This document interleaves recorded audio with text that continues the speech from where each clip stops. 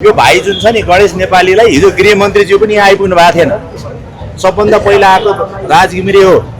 अहिले मलाई चित्त दुखाइ चाहिँ हुन त उहाँहरू ड्युटी भन्नुहुन्छ होला होइन, खबर छ मेरो गुनासो होइन, तर म जतिको निर्वाचित वडा अध्यक्ष सरकारमा माथि बालेन सर माथि हुनुहुन्छ होला के निर्वाचित वडा अध्यक्ष हो म यो देशको।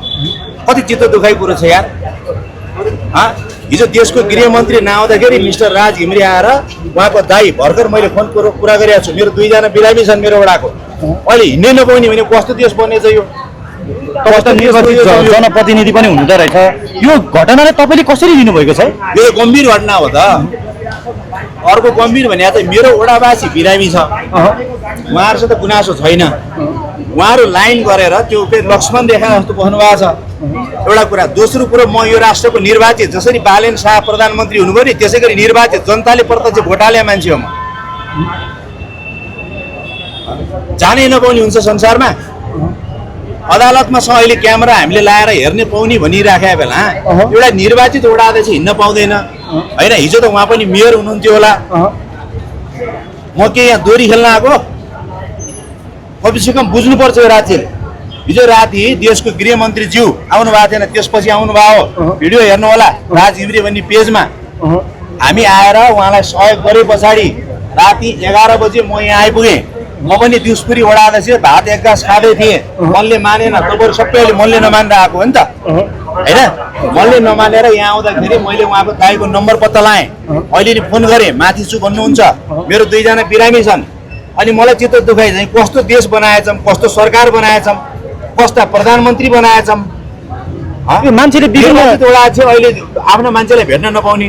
अनि यो गणेश नेपाली जो भाइ हुनुहुन्थ्यो नि, यो घटनामा म आफै हो हिजो 11 बजे राति आएर राज घिमिरे भन्ने मान्छे सकेको सहयोग गरिदिएर, म भ्रष्टाचारी वडा अध्यक्ष होइन, थोरै आउने भत्ता 22,000 कति 26,500 आउँछ, थपेर 30,000 चाहिँ एउटा भावनात्मक रूपमा है उहाँको आफन्तहरू पनि यही हुनुहुन्छ दिएपछि गृहमन्त्रीज्यू आउनुभयो होइन, आउनुभयो नि। त्यो बेलासम्म बिरामीलाई गाह्रो भइसकेको थियो।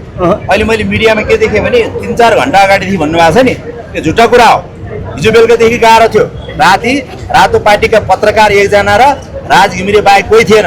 त्यसपछि रक्षा बम भन्ने नानी आउनुभयो। घटनाक्रम यो होइन, राज्यले एउटा नेपाली जो बाटामा सुतेका होस्, हिँडेका होस्, गरिब होस्, धनी होस्, निमुखा होस्, आवाजविहीन होस्, हिजो बोल्न देऊ सरकार भने होइन।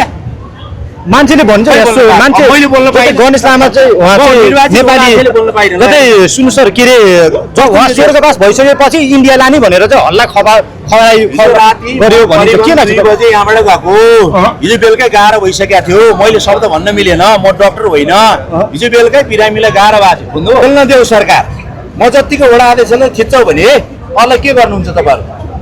म बोल्ने वालामै आएको होइन, म पहिले नेपाली चलचित्रको हिट हिरो, मलाई किन भाइरल हुनु परेको थियो? म भाइरल हुन आएको, म जाँदैछु दिदीहरूलाई आदेशलाई, मलाई जानै मिल्दैन। को जान मिल्छ? कसका बाउ जानु मिल्छ या? कसका बाउ जानु मिल्छ? कसको बाउको देश हो यो? विदेशी एजेन्ट दलालको देश हो यो? कसको देश हो यो? उनी ठुलो पदमा भयो होला, म थोरै जनताले मत हाल्यो होला, तर प्रत्यक्ष निर्वाचित वडा अध्यक्ष हो। भोलि प्रत्यक्ष कार्यकारी राष्ट्रपति भयो भने म पनि त्यो पोस्टमा पुग्न सक्ने व्यक्ति हो। 1 बजेसम्म मलाई शङ्का, हिजो नै उहाँलाई गाह्रो भइसकेको थियो। इन्डिया लाने उपचार गर्ने भन्ने कुरो राम्रो हो, तर बिरामीलाई गाह्रो हुँदै गर्दा छल्नको लागि, जनतालाई ढाँट्नको लागि भने पनि राम्रो भएन। त्यो घटना दिउँसो भएको थियो। म त दिउसपुरी वडाको काम गरेर बसेँ है। अनि मैले हेरेपछि मलाई चित्त दुखेर आएँ। म गोदावरी 3 को निर्वाचित वडा अध्यक्षलाई चित्त दुखेर आएँ। अर्को चित्त दुखाइ अहिले हाम्रै लागि सेवा गर्दै हुनुहुन्छ। अब म जतिको मान्छेलाई जान दिनुहुन्न भने कसलाई जान दिने? यहाँ प्रधानमन्त्रीज्यू आएपछि जाने भनेपछि गृहमन्त्री हुनु पर्यो देशमा।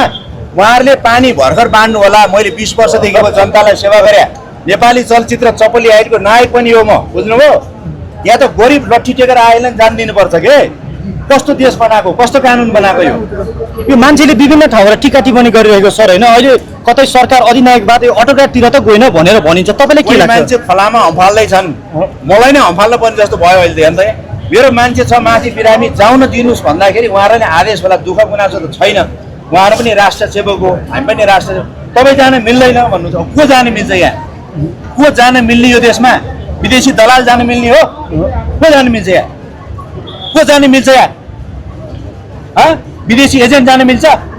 एउटा देशको निर्वाचित जनताले प्रत्यक्ष भोट हालेर जितेको राज घिमिरे म गोदावरीको अहिले मेरो बिरामी छन् भन्छु त्यो भाइलाई राति आएर सहयोग गर्ने हिजो राति सुन्नुहोस् खबर सबैले ध्यान दिनु होला अहिले हामी शक्तिका मात्र पछि लाग्छौँ के जो सत्तामा छ त्यसको पछि त्यसको लागि होइन आवाज टिमको पछि लाग्नुपर्छ मैले प्राय हिजो मिडिया नि केही देखेँ सुन्नु न वास्तविक कुरो एउटा छ ल आउनुभयो लान्न लाउनुभयो जबकि बिरामी हिजो उहाँले स्वयं आफूले आफैलाई त्यो पीडा सहन नसकेर चिट थमाइदिएपछि सहन नसकेर आत्मदाह गर्नुभयो म एउटा निर्वाचित वडा अध्यक्ष म पनि गरिबीबाट आएको हुनाले कोही यस्तो पीडामा जानु पर्दछ भनेर आएँ त्यो बेलासम्म उहाँको दाइ उहाँको श्रीमती बाहेक कोही पनि थिएनन् त्यसपछि 11:15 11:30तिर गृहमन्त्रीज्यूहरू आउनुभयो केही मिडियाका साथीहरू नै थिए तर म मिडियाको साथीहरूलाई भन्न चाहन्छु देशको चौथो अङ्ग वास्तविक कुरा देखाइदिउँ गरिबको आवाज म सरकारलाई नै भन्छु बालेन सरलाई बोल्न देऊ सरकार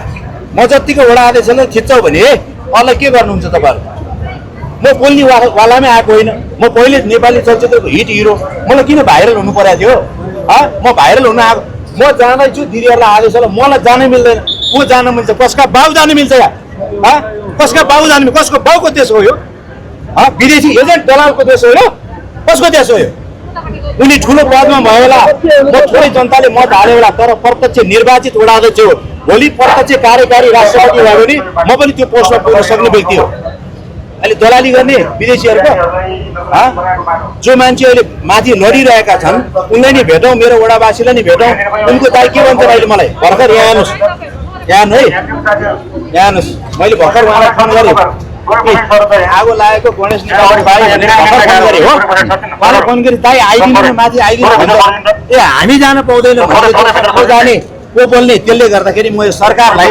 भन्न चाहन्छु तपाईँलाई ठुलो जनमत एकछिन सर एकछिन बोल्न दिनुपर्छ है सर हेलो सर सुन्नु hello sir hello sir hello sir खबर नपेल्नुहोस् है अनावश्यक नपेल्नुहोस् यो देशमा यस्तै पेलेर दमन भयो यो देशमा यस्तै पेलेर जेन्जी आन्दोलन भयो जेन्जी आन्दोलनको म्यान्डेट अर्कै थियो हेर्नुहोस् है म्यान्डेट अर्कै थियो चिज अर्कै भयो आत्मामा हरि भएको मैले यही विषय राख्छु के त्यो भाइले दिउँसो आफूले आफूलाई पीडा सहन नसकेर पेट्रोल छर्केर हामी अहिले एउटा 1 लिटर पानी छर्किन सक्दैनौँ सक्छौँ आँट छ कसैको सक्दैनौँ मान्छेलाई पीडा परेपछि पेट्रोल छर्केर जिउँदै आफूले आफूलाई आगो लाउनु भयो राज्यको दमन सहन नसकेर अहिले बाटोमा हिँड्दाखेरि कोही 50,000 काहीँ 1 लाख काहीँ 2 लाख कति लाख जरिवाना हुँदा हुँदा वडा अध्यक्षलाई पनि जरिवाना छ भाइ बाटो भङ्गरी पनि वडा अध्यक्षलाई जरिवाना रे प्रधानमन्त्रीले चाहिँ जरिवाना लाउनुपर्छ हो हामीलाई बजेट दिनु पर्दैन अलिकति भन्यो भने मेरो वडा त बजेटै छैन एकचोटि त ल हेर्नुहोस् भने मेरो नि पीडा छ तर अहिले जो भाइले परेको पीडा सबै नेपालीलाई पर्न सक्छ किन पर्न सक्छ भने अहिले राज्यले देशको भौतिक पूर्वाधार नबनाइकन ध्यान दिनु होला है तपाईहरु सबैलाई पर्ने कुरा हो यहाँ यो रमाइलो गर्ने कुरा होइन आज एउटालाई पर्यो भोलि अर्कोलाई पर्छ देशका बाटा घाटा पुल पुलेसा ढल निकास नगरिकन अनि यो महानगर भन्ने नामै नगर छ फेरि यो नगर भन्ने शब्दै मन पर्दैन नगर भनेपछि कसै तपाईको ओडाले राम्रो काम गतिलो काम थियो भने तिमीले त्यो गर्न पर्दैन थियो राख्छु है महानगरले पहिला के हो वडा अध्यक्ष भएपछि पहिला पूर्वाधार दिनुपर्छ पार्किङ दिनु पर्यो बाटो बनाइदिनु पर्यो गाडी छिर्ला जस्तो ढल फुटेको छ अस्ति पनि मैले एउटा भिडियो हालेको थिएँ मैले कसैको विरोध होइन राम्रा कुराका लागि सबभन्दा बढी तारिफ गर्ने राज घिमिरे थियो तर नराम्रा कुराका लागि हाम्रा पिता पुर्खाले गोली खान तयार भए नराम्रो कुरालाई नि दलाली गरेर अहिले के साथीहरूले हेर्नुहुन्छ नराम्रो गरौ भन्दाखेरि तेरो बाउले गरौ भन्नुहुन्छ ल्याएर कमेन्टमा अनि यस्तो बनेको छ मुख्यतः हाम्रो गणेश नेपाली भाइको स्वर्गमा बास होस् यो देशका जो नेतृत्व गर्ने व्यक्तिहरूलाई अलिकति चेतना होस् होइन गरिब निमुखा भूमिहीन सुकुम्बासी लगायत व्यक्तिहरूलाई दमन नगरियोस् र विशेष गरी यो घटनाको सत्य तथ्य छानबिन होस् घटना भयो मलाई शङ्का छ है मिडियाकर्मी साथीहरू उहाँलाई 2-4-5 लाख दिने अस्ति पनि एउटा कुरा हेर्नुभयो नि गोदावरीमा पनि नगरपालिका अगाडि एउटा गाडीले ब्याग हटाएर एउटा महिलालाई मार्यो अनि के गर्दो रहेछन् कुनामा बोलाएर केही पैसा दिने गरिबलाई अनि थिचथाच गर्ने अनि मिलाउन खोज्दो रहेछन् मेन कुरा उहाँहरूको परिवारको गुनासो के हो माग दाबी के हो कानुनले के भन्छ दुर्सान कसले गर्यो त्यो अनुसन्धान गरिकन भौतिक पूर्वाधार बनाइदिनुहोस् उहाँको परिवारलाई लालन पालन शिक्षा दीक्षा के हुन सक्छ दिनु पर्यो र राज्यले पनि आज गणेश नेपाली भयो भने भोलि अरू कोही नेपालीले त्यस्तो अवस्था भोग्न नपरोस्, त्यो कुरा चाहिँ जनजनमा पुर्याइदिनु होला। मिडियाका साथीहरूलाई पनि मेरो अनुरोध छ। अनि अहिले उहाँले भने जस्तै दोहोरो हो क्या, अब ट्राफिकले चिट काट्ने कि नगर प्रहरीले चिट काट्ने, कति काट्ने होइन, कुन कानुनमा टेकेर काट्ने भन्ने कुराहरू हुन्छन्। म खास बोल्न चाहेको थिइनँ, अब बोल्न किनभने बोल्नै नपाएला जस्तो भइसक्यो। म वडा चाहिँ भित्र जानु खोजेँ, तपाईँ जानु मिल्दैन भन्नुहुन्छ। अब मैले कार्ड देखाउनु पऱ्यो कि मैले हामीले अरू कुरा गर्न जानला होइन नि त, उहाँको दाइले आइदेश भनेर जान लाग्यो। यो देख्दै गर्दाखेरि राज्य निर्मम भएको हो कि गरिबको पक्षमा अनादर भएको हो कि होइन, यी गरिबहरू यी शोषित पीडितहरूले गर्दाखेरि अहिले यो सरकारमा पुग्नु भएको छ। र सरकारका प्रमुखहरूलाई नि देशमा ठुलो अर्को आन्दोलन नभइकन यो सरकारले राम्रो गरोस्, गरिब जनतालाई भलो गरोस्। हिजो एउटा महिला पनि खोलामा हम्फालेर मर्नुभयो भन्ने सुनेको छु है। यी कुराहरू चाहिँ जनजनमा पुर्याइदिनु होला। मैले यति कुरा राखेर 100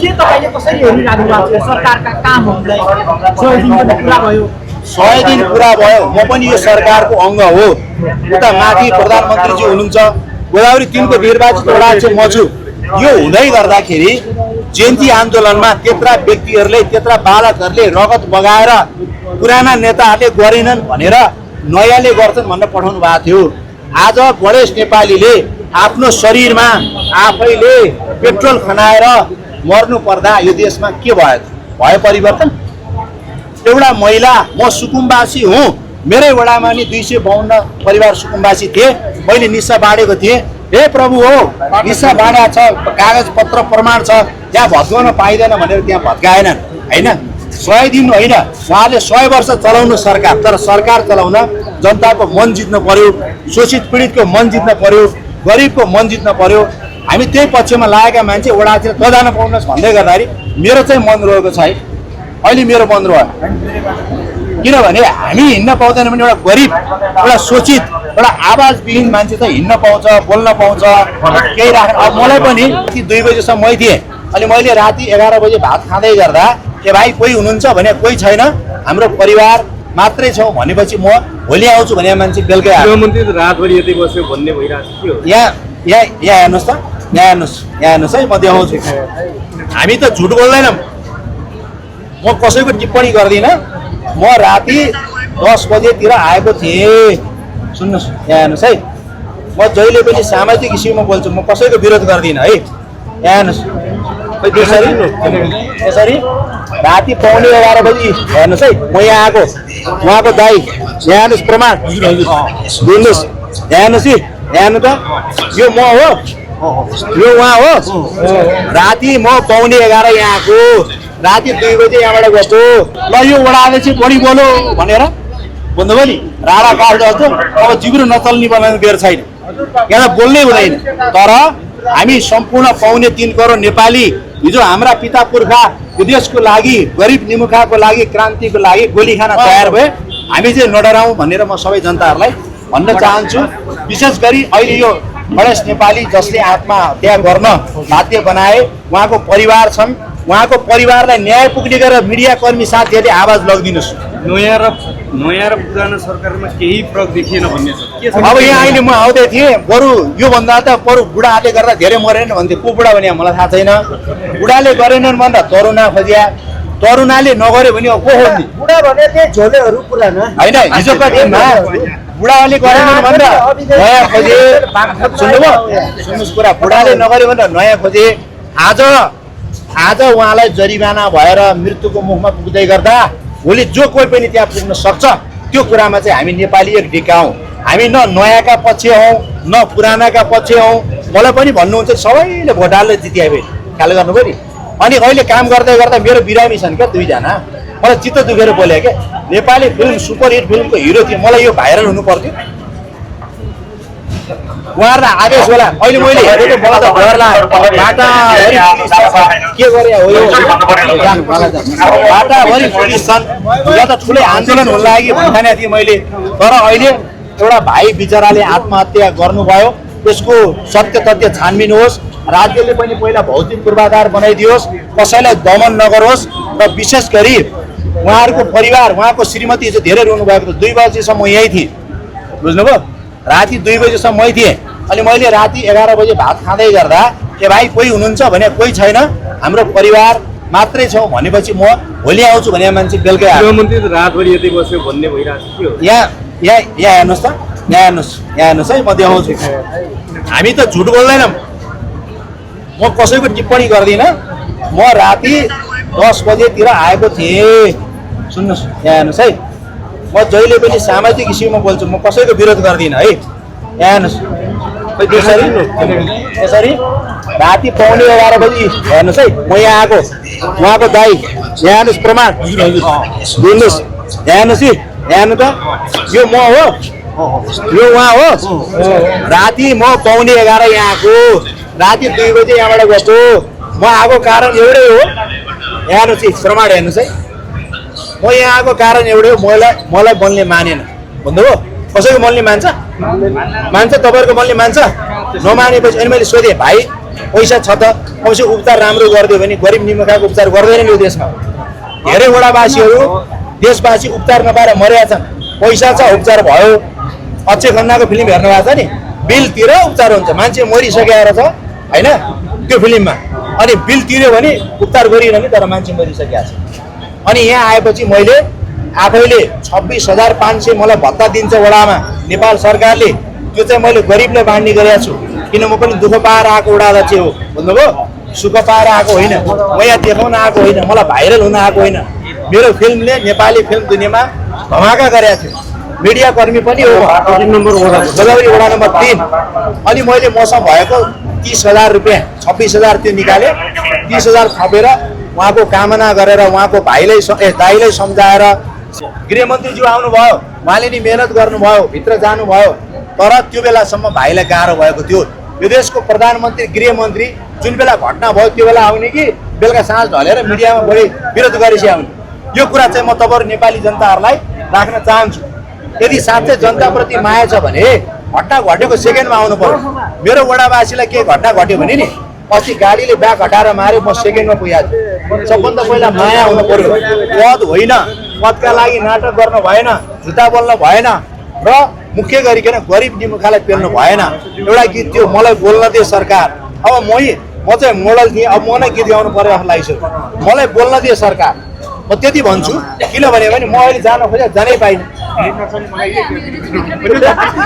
मलाई हिजो उसको दाइले हेर्नुहोस् अहिले अर्को कुरा नि हेर्नु है उहाँको दाइसँग मैले उहाँको दाइको हिजो नम्बर थाहा थिएन अहिले के भइरहेको छ सुन्नु यो उहाँको दाइको नम्बर हो मैले भर्खर फोन गरेँ 1:47 दाइ माथि आइदिनु अब माथि आइदिनु भनेर उनी रुन्छन् अब मलाई जान दिँदैनन् मैले मान्छे उचाल्न आयो र मैले आगो लाउन आयो र म सिंहदरबार चलाउन आएको हो म अदालत चलाउन आएको हो म पुलिसलाई लाठीले ठोकी मार्न आएको हो अहिले के भइरहेछ भनेर कराउनु पर्ने भयो के भइरहेछ अब जानै पाइएन के हुनु अब भनेपछि मृतकको परिवारसँग कसैले पनि भेट्न दिएको छैन ए बाबा हिजो यहाँ उहाँको आफन्तहरूले भन्नुभएको थियो भेट्न खोज्नु भएको भेट्न जानु मलाई नि रोकेका थिए तर मैले I am the elected person mister Raj Ghimire तपाईँलाई नेपालको संविधानमा कुन कानुनले मलाई रोक्ने अधिकार दिएको छ भनेपछि मलाई जानु दिएको बुझ्नुभयो अझ मोबाइल अफ गर्नुहोस् भन्नुभयो हिजो मैले भने अदालतमा चाहिँ लाइभ देखाउनु मिल्ने यहाँ मलाई अफ गर्ने तपाईँको बाउले अधिकार दिएको छ भने मैले